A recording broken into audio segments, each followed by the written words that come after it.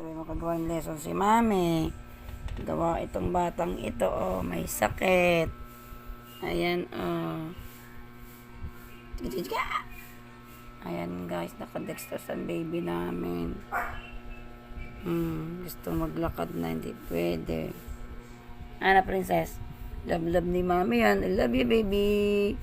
I love you. Oh, dilo-dilo naman yung princess ko. Pag-pray niyo po ako na gumaling. Gumaling na po ako. Magaling na si princess. Ay, namimiss na siya ng kanyang mami Sophie. Ay, sino yan? Mami Sophie? Ay, ay, ay, ay. Tinatawag ka ni mami Sophie. Pagaling ka na daw.